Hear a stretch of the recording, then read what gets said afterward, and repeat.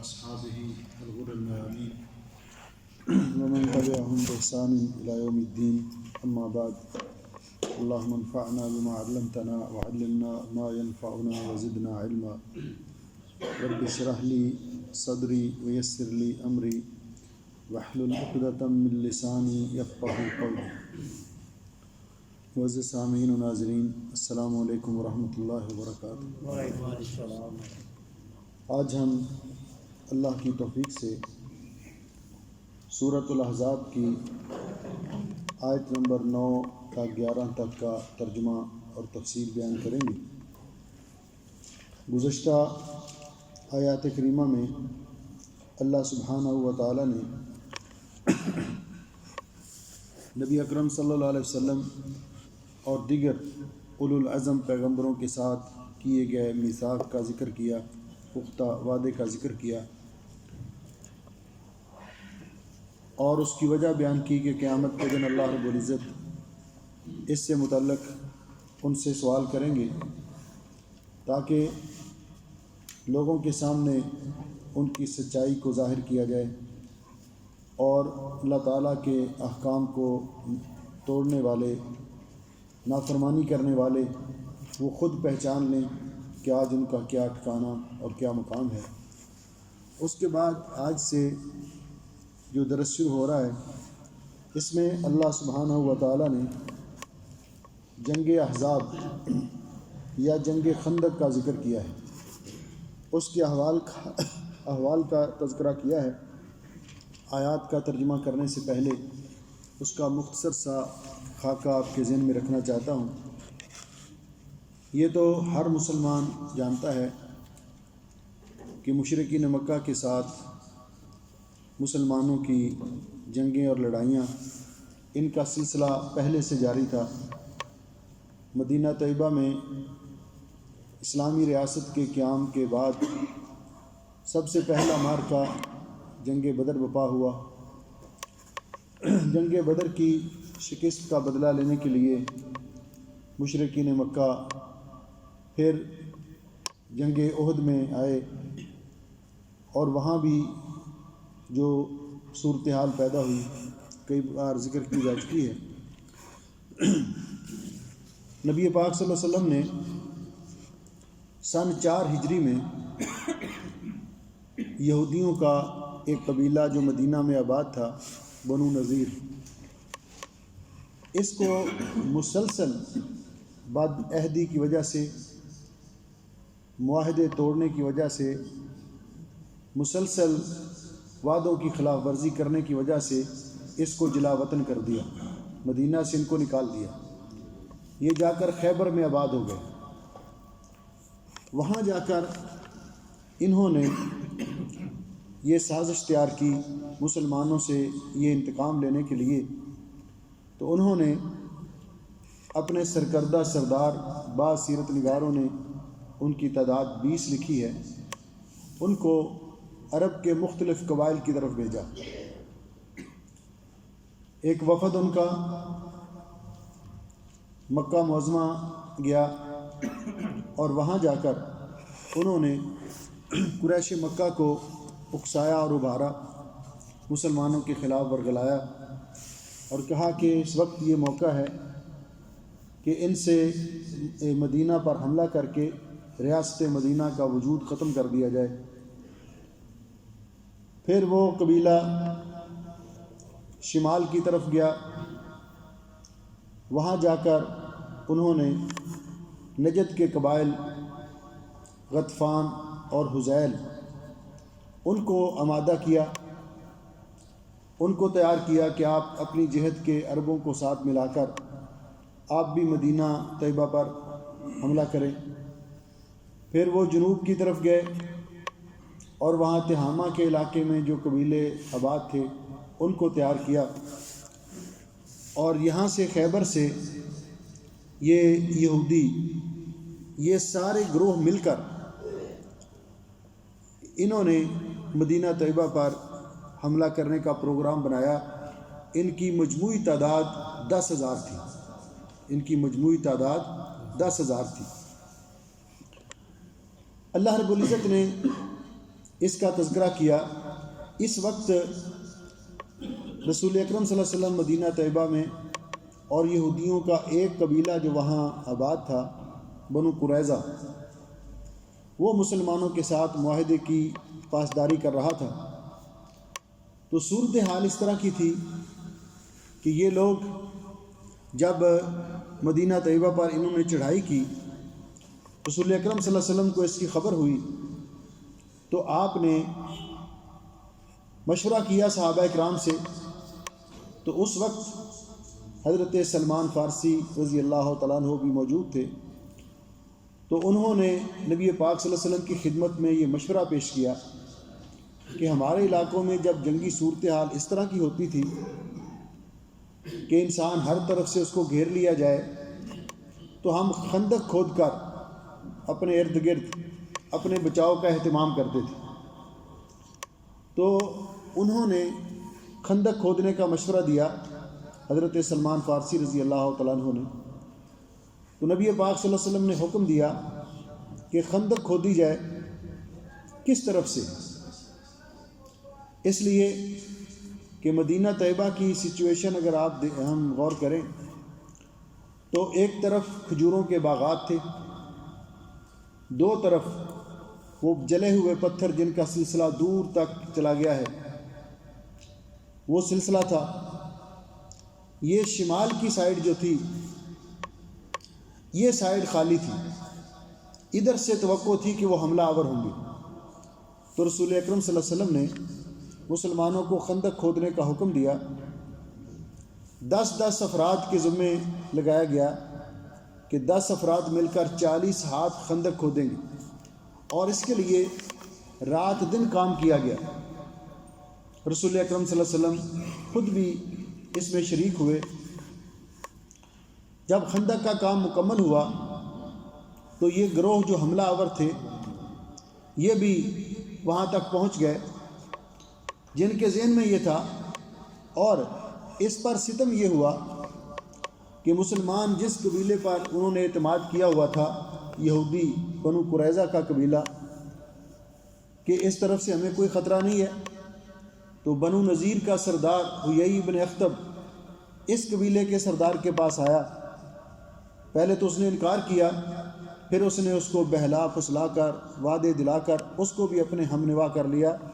اب مسلمان اس قدر گر گئے دشمنوں کے اندر کہ ان آیات کے اندر اللہ رب العزت نے اس کا تذکرہ کیا کہ کس قدر مسلمانوں کے لیے پریشانی کا وقت تھا۔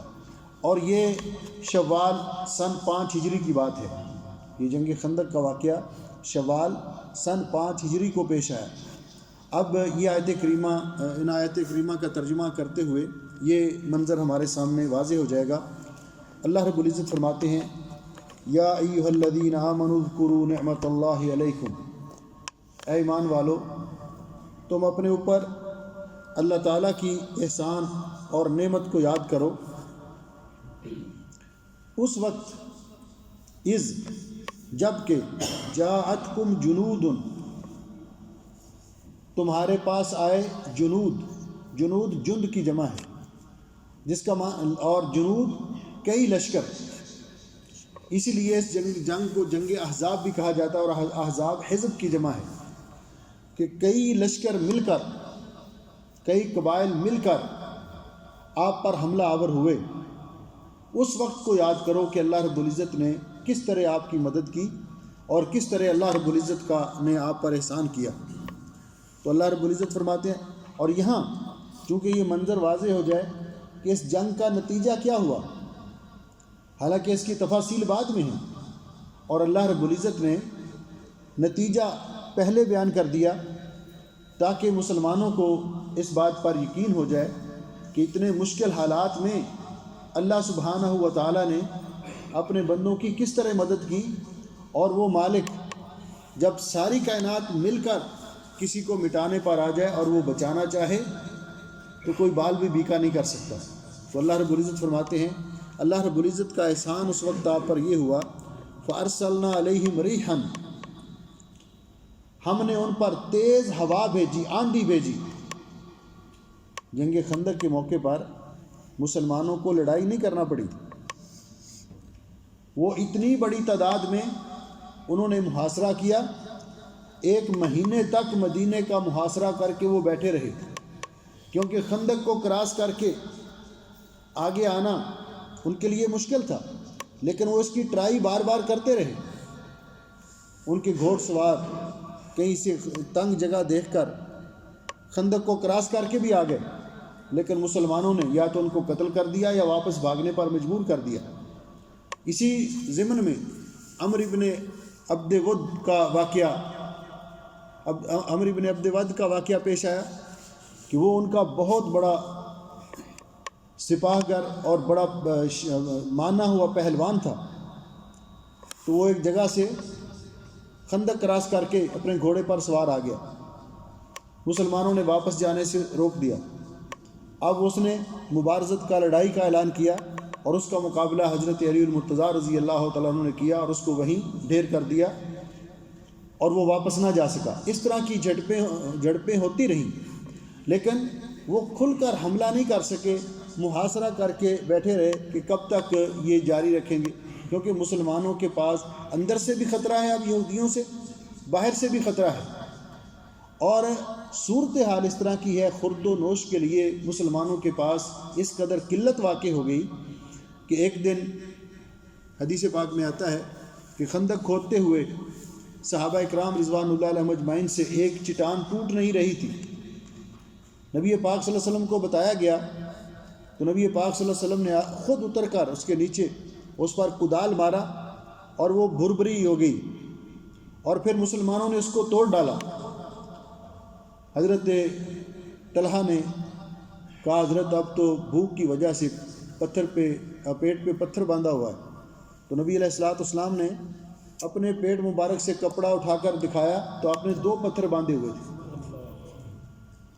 یہ معجزہ بھی اس دوران پیش آیا کہ اسی دوران جب حضرت جابر رضی اللہ تعالیٰ عنہ نے رسول اکرم صلی اللہ علیہ وسلم کی یہ کیفیت دیکھی تو ان سے برداشت نہ ہو سکا، وہ فوراً اپنے گھر گئے، اپنی وائف سے کہا کہ گھر میں کچھ کھانے کے لیے ہے، تو انہوں نے کہا کچھ نہیں، تھوڑے سے جو ہیں اور یہ ایک بکری کا بچہ ہے۔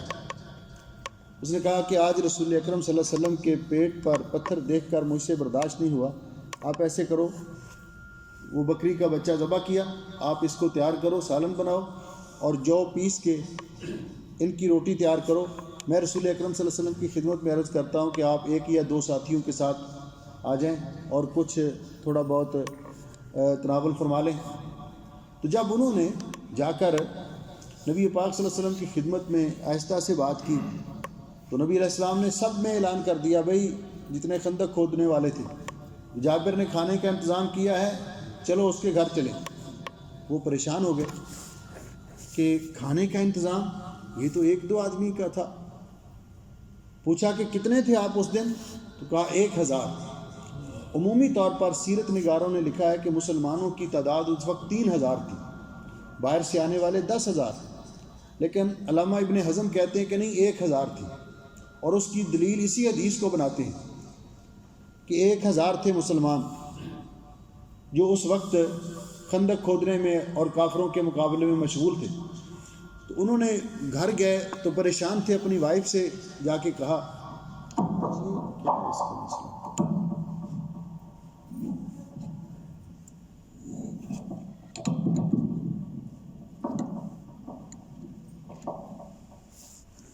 انہوں نے اپنی وائف سے کہا کہ میں نے تو رسول اکرم صلی اللہ علیہ وسلم سے سرگوشی کے انداز میں کہا تھا تو آپ نے اعلان کر دیا۔ تو انہوں نے کہا کہ پھر آپ کو کیا فکر ہے جب رسول اکرم صلی اللہ علیہ وسلم نے اعلان کیا تو یہاں پہ آپ کا معجزہ ظاہر ہوا، آپ نے حکم دیا کہ میرے آنے سے پہلے اس ہنڈیا سے سالن نہ نکالا جائے اور روٹیاں پکانی شروع نہ کی جائیں۔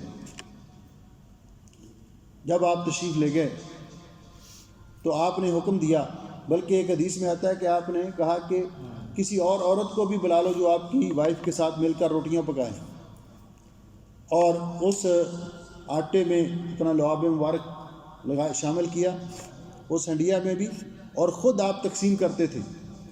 تو یہ سارے کے سارے لوگ سیر ہو کر انہوں نے کھانا کھایا اور کھانا اسی طرح بچ گیا۔ آپ نے ان کو فرمایا کہ آپ بھی کھائیے اور اپنے اڑوس پڑوس والوں کو بھی دیجیے، کیونکہ اس وقت مسلمانوں کے پاس خورد و نوش کی بہت قلت ہے۔ ایسے حالات ہو گئے۔ تو ایسے حالات کے اندر انہوں نے جب وہ بھی محاصرہ کر کے تھک چکے تھے تو انہوں نے بھی یہ سوچا کہ اب اس کا کیا حل ہو۔ تو ایک رات جب سخت اندھیری رات تھی، اس اندھیری رات میں انہوں نے ایک مجلس منعقد کی مشورے کے لیے۔ تو نبی پاک صلی اللہ علیہ وسلم نے فرمایا بھئی کون شخص ہے جو ان کی خبر لے کر آئے اس اندھیری رات میں۔ صحابہ اکرام بیان کرتے ہیں کہ اس قدر شدت کی سردی تھی اور اتنی ٹھنڈی ہوا تھی اور اتنی تیز تھی کہ کوئی اٹھ کر کھڑا بھی نہیں ہو سکتا تھا۔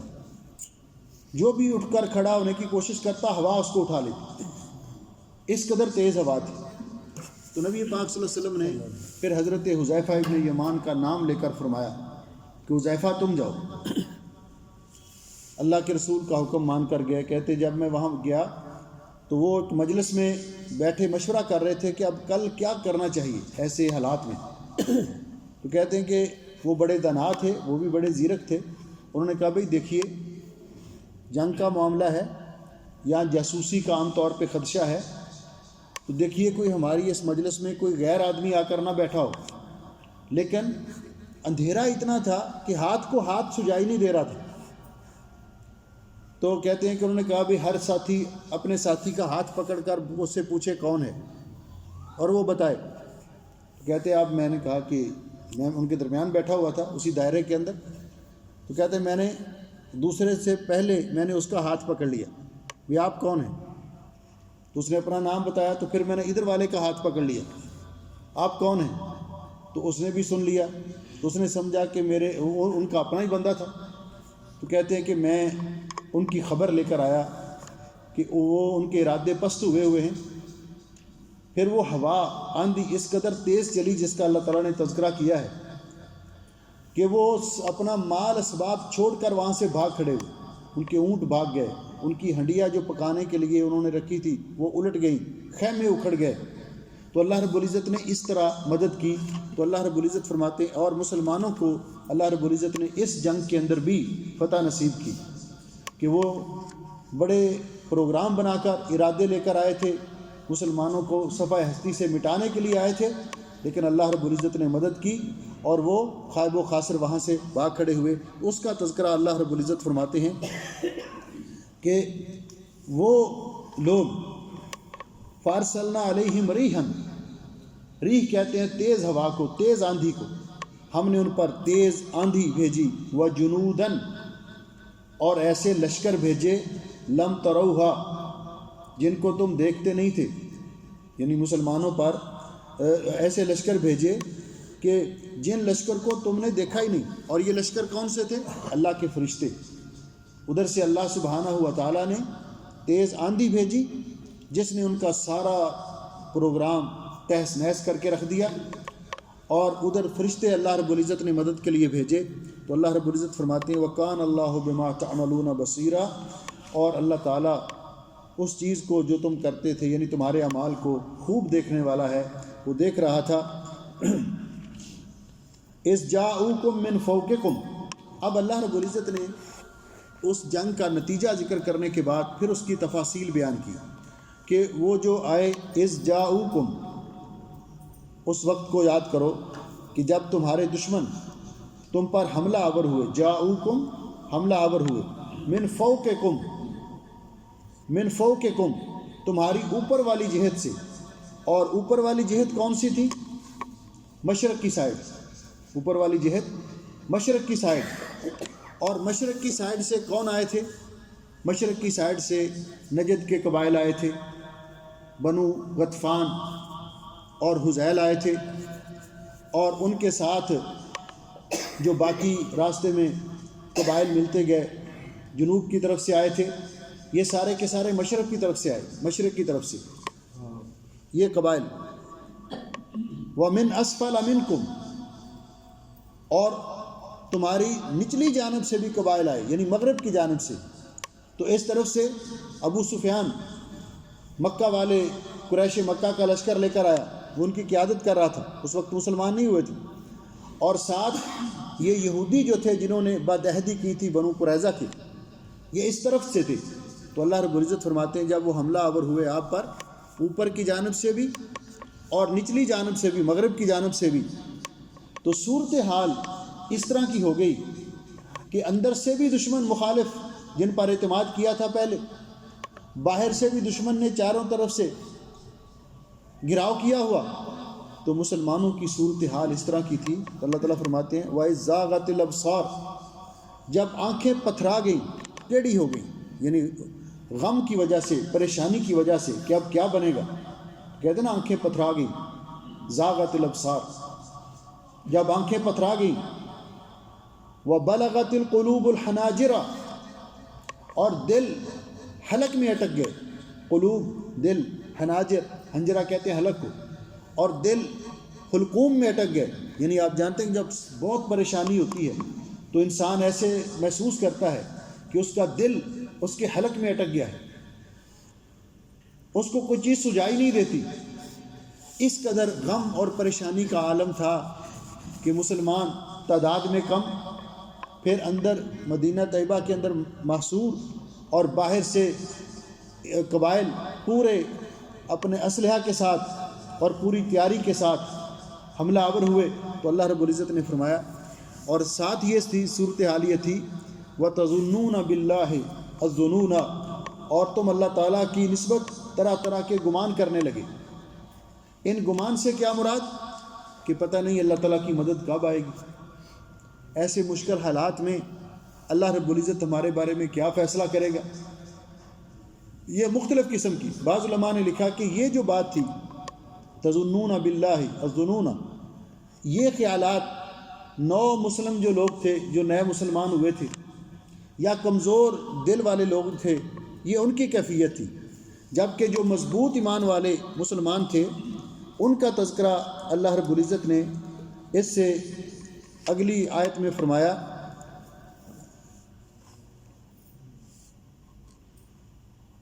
آیت نمبر لما رأى المؤمنون الاحزاب، ہاں آیت نمبر 22 میں اللہ رب العزت نے اس کا تذکرہ کیا کہ مومنوں نے جب احزاب کو دیکھا، لشکروں کو اپنے اوپر حملہ آور دیکھا، تو انہوں نے گھبرائے نہیں، پریشان نہیں ہوئے، بلکہ کیا کہا، قالوا ھذا ما وعدنا اللہ ورسولہ، یہ ہے وہ جس کا اللہ تعالیٰ نے ہمارے ساتھ اور اللہ کے رسول نے وعدہ کیا تھا، وصدق اللہ ورسولہ، اللہ کا وعدہ اور رسول اکرم صلی اللہ علیہ وسلم نے جو وعدہ کیا ہمارے ساتھ وہ سچا ہے، وما زادہم الا ایمانا وتسلیما، تو اس پریشانی میں ان کا ایمان اور زیادہ مضبوط ہو گیا، اللہ تعالیٰ پر اعتماد اور توکل اور زیادہ بڑھ گیا۔